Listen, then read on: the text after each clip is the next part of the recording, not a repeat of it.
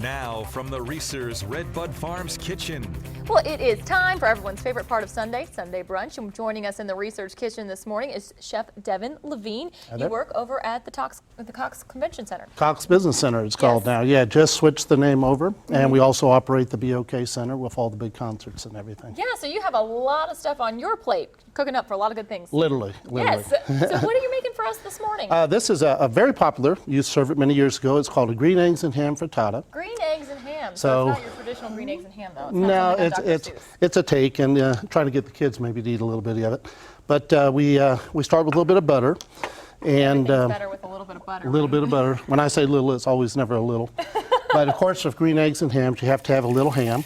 All right. And the big thing with this is, guys, you got to have a non-stick skillet. Yes. Got to have a non-stick skillet. We're glad you brought your pan because our stove has a little bit of trouble with non-stick skillets. So I come prepared. But we had some baby spinach, and these are some leeks. This is where all that green color comes from. All right. Have some scallions, and then just to make it fun, I put a little shiitake mushrooms in there as well. Getting fancy with it. That's right. Nothing's too fancy. Okay, then we just kind of let that saute a little bit. It smells good already. Really, really does. It does. And then you hit it with your eggs. And the recipe, I think, meant for about 4 eggs, which would be 1 order for me, of course. But a lot of people may want to split it, you know. Hey, I could eat 4 eggs in the morning. There you go. There you go. But you want to stir it in, and you get to kind of that close to a scrambled eggs consistency, and then you kind of leave it alone. It's a little bit. It's not like an omelet, but it's like an omelet. It's an open face omelet, okay. And you add a little bit more because you could make a very thin omelet like a French omelet, but you want to bring it up a little bit thicker so it actually kind of souffles in the skillet. So coming into some high heat, and then this is the fun part. Of course, we flip. Oh, see, I'm not going to be able to do that at home. That was pretty fancy.